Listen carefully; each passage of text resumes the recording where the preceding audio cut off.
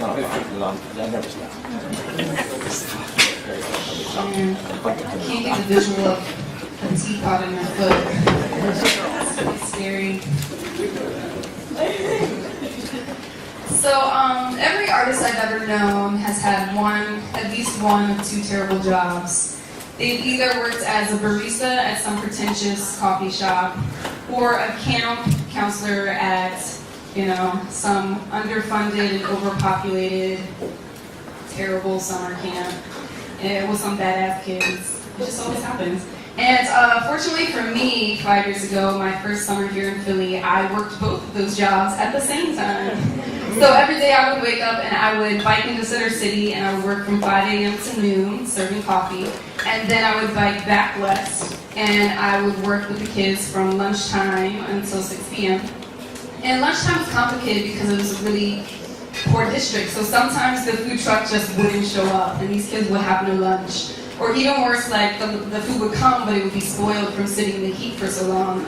And so I would have to immediately confiscate all of the juice boxes because they were fermented, and these kids would be getting turned up on some apple juice, There was always the chubby kid in the corner hoarding 5 boxes of juice, slow sipping. But there was no AC in the building, and sometimes no lunch. So hands down, the best part of summer camp was going to the pool.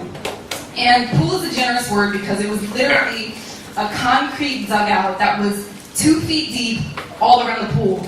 So there was no deep end, there was no slides, there was no floats, no toys, no nothing, just knee-deep water all around the pool, right? And the pool was super small, so we had to send the kids in little organized groups and rotate them every 20 minutes to prevent heat stroke.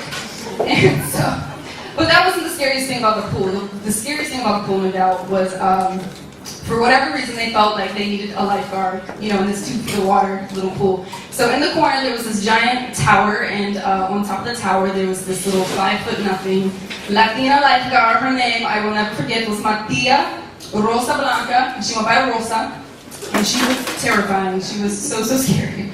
And every time we went there, she would make all the kids line up on the edge of the pool, and she would go over her rules. And I swear to God, these are her rules. I'm going to try to say them just like her. She said, okay, today in my pool, there's no running, no jumping, no diving, no dancing, no splashing the water in my face, no pissing and no punching in my pool. If you do, I'ma drown you. So every day she said, I'ma drown you, right? And these kids, then she said, okay, have lots of fun, blow the whistle. And these kids would sit there oh my God. It would take them 3 minutes to get in the pool, and once they did, they were it took them 10 minutes to figure out how to submerge themselves under the water because they're trying to splash the water, sadly into the water. By that time it's time to rotate. So they blow the whistle, and now they're rotating, and she makes the kids lines up in the pool again. She goes over the rules again, and as the day progresses, she adds more and more rules because she's just irritated, right? So she says, okay, second rule. There's no running, no jumping, no diving, no dancing, no splashing the water in my face. And there's no pissing, and there's no punching, and if you wash your nasty Cheeto hands in the water again, I'ma drown you. So here we go again, the pool again. She wasn't always mean, but sometimes she tried to be really fun and nice, and she would organize group games. She played a game of Duck, Duck, Goose once, which went all kinds of wrong because this kid got donkey kicked in the back of the spine, and so now we're only allowed to play Duck, Duck, but no Goose. So these kids are standing endless game of ducks.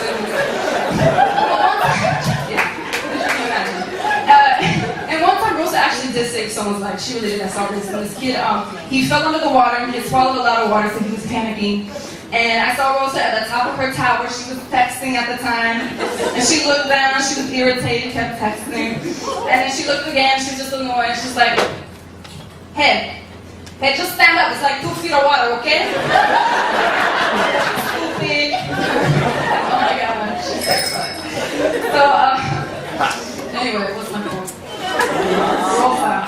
So, at the end of the day, 6 rotations later, she would make everyone line up at the edge of the pool. And she would go over her rules again to prepare them for the next day, right? And by this time, there's 10 new rules, right? She keeps going on. She's like, okay, so listen, tomorrow when you come to my pool, I don't want to see no running, no jumping, no diving, no dancing, no splashing the water in my face, no pissing, no punching, no Cheeto hands, and no donkey kick to the back of the spine, okay? If you do, here I go. And they all yell, "You drowned us!" By now they know what's up, right? And then so she says, "Okay, everybody grab hands and stand up. I got one more thing to say." And at this point, I'm like real nervous, right? Because she gets her megaphone out. And I mean, I've been nervous this whole time, but like now I'm extra nervous because she has like a megaphone. I'm like, oh my God, what's about to happen? So all these kids stand up. She says, "Okay, everybody repeat after me. I am," and they say, "I am somebody." And they say, "Somebody." And she says, "No, no, no, no, no. Say it again. I want you to say it like you mean it and say it with pride. I am somebody." They all say out loud, "I am somebody." And they mean it, and I believe them. And she says, "You know, that's right. And don't let nobody tell you otherwise, including myself." And it's so crazy because with all the yelling and all the rules and all of the bad pool games and the death threats, you know, like, that's what the kids come on to, like, for real. And, you know, Rosa told me, and kids, like, no matter who you are or where you come from, you are somebody. Be yourself. And that is exactly the lifeline that they needed. So. Yeah, that's the story, baby.